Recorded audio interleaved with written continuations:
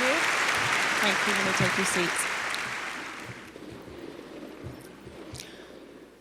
My name is Antoinette Jones, and I'm from Jacksonville, Florida. It is my distinct pleasure to introduce Clare Lopez, Vice President for Research and Analyst at the Center for Security Policy in Washington, D.C.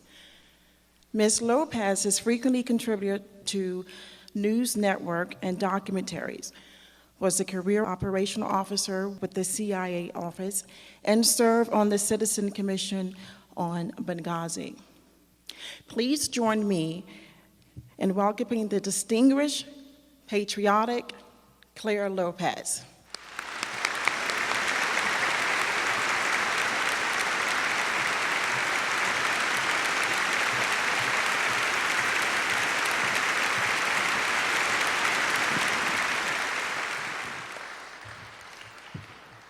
Thank you very much for that wonderful introduction. Thanks to all of you for being here today, for taking time out of your weekend to join with us for this commemoration and for this remembrance of our fallen Americans, fellow citizens, and patriots.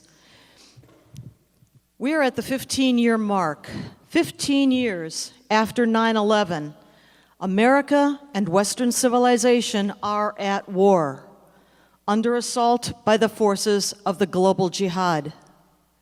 We commemorate tomorrow the 15th anniversary of the original 9/11 attacks in 2001, as well as the Islamic terror attacks on our mission in Benghazi, Libya, during that awful night of 11/12 September 2012.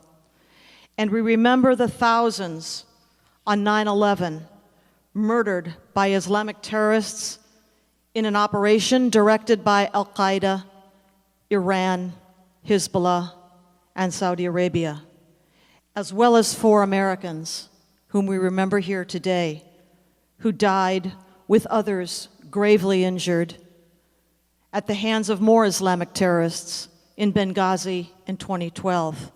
Ambassador Chris Stevens, Information Officer Sean Smith, and security team members Tyrone Woods and Glenn Doherty. There were heroes in Benghazi that night, Americans who risked their lives to come to the aid of their fellow Americans. But it never had to happen in the first place.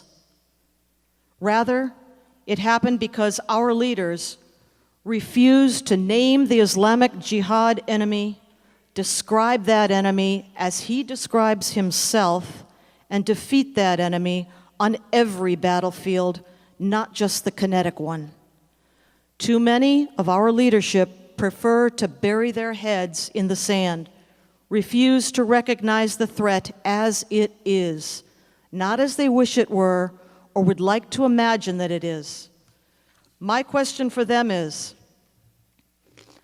how exactly do they think the most powerful, advanced civilizations of the past in history, the Buddhists, the Byzantines, Middle East Christians and Jews, the Hindus and the Persians, how did they go down to the forces of Islamic Jihad? And they fought. They fought hard.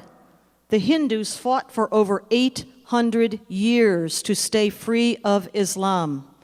And in the end, they fell. They went down to the Muslim Mughal emperors.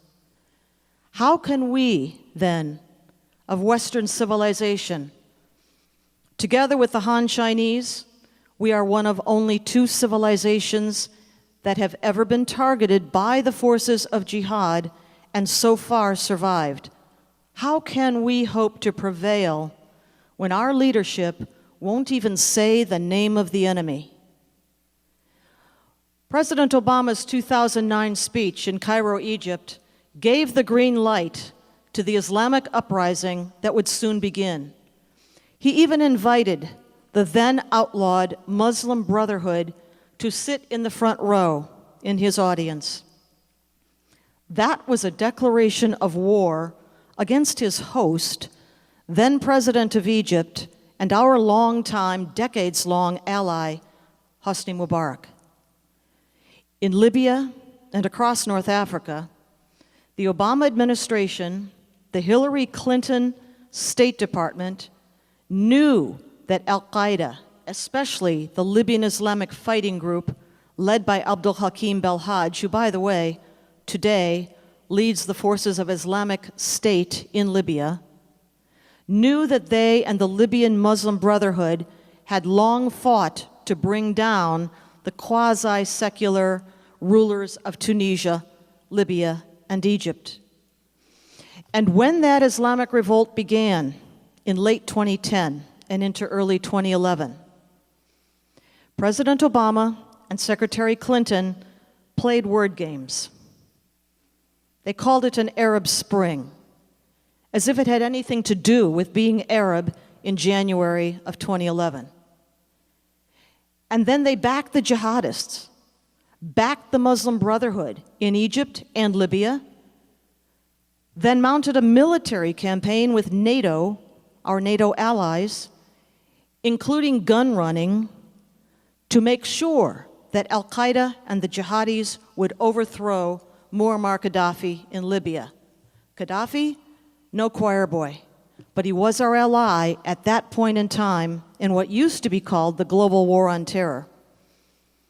That perfidy is what set the scene for the collapse in Libya that allowed jihadist militias to run amok in 2012.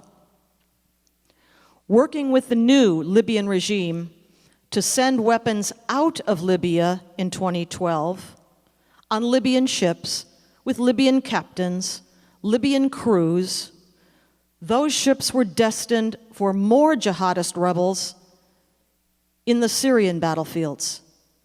And that only further compromised any pretense that the United States government was somehow committed to fighting against the forces of global jihad. That perfidy, and then refusing all the desperate hundreds of pleas for more security from our embassy in Tripoli and our mission in Benghazi through the year of 2012, not only refusing requests for security, but withdrawing security that was already there and forcing them to come home when they were willing to stay. All of that, and totally neglecting to adopt a readiness posture in advance of the 9/11 date that was well known to be a commemoration date for more attacks by our Al-Qaeda and other jihadist enemies. And in the face of numerous advance warnings, which Tyrone Woods and the security team at the annex in Benghazi well knew about and had gone up through the chain, that all set up our people for the disaster that eventually unfolded those 4 years ago on a horrible night in Benghazi. 4 years ago, and are we any better off now? Have we learned anything from the never-ending drumbeat of Islamic Jihad attacks beginning in 9/11, if that's where we want to start, the start point for America? To Benghazi, to Fort Hood, to Little Rock, Arkansas, the Boston Marathon, Chattanooga, Tennessee, Garland, Texas, San Bernardino, California, Orlando, Florida, and it goes on. Do we finally see our leadership taking this, the third major jihad in history, seriously? No, not even close. Both Al-Qaeda and the Islamic State have issued warning after warning, calling the West to Islam. That call is called dawah, and it is not just a call to Islam. It comes with threats of new attacks. Does our leadership even know what it means to issue a call to Islam? It's a naked threat of aggression to follow, jihad, if we fail to respond. So the answer to my question is no. Instead, we see Department of Homeland Security, Jay Johnson, just a week ago, pledging his support to the jihadist Muslim Brotherhood at the annual Islamic Society of North America annual conference held in Chicago a week ago, as I said, oblivious that jihadis in suits are still jihadis. U.S. generals who can't tell a jihadi from a hole in the wall are training the fighters who then take our training and our weapons to fight for the Islamic State. A Secretary of State who thinks that he made a deal with the jihadist, soon-to-be nuclear regime in Tehran, oblivious to the fact that Muslims are obligated by the commandments of their faith of Sharia to lie to infidels. How many more 9/11s? How many more Benghazis? How many more dead and maimed Americans will it take before we Americans demand a leadership that will name, fight, and destroy this enemy that seeks the replacement of the U.S. Constitution with Islamic law?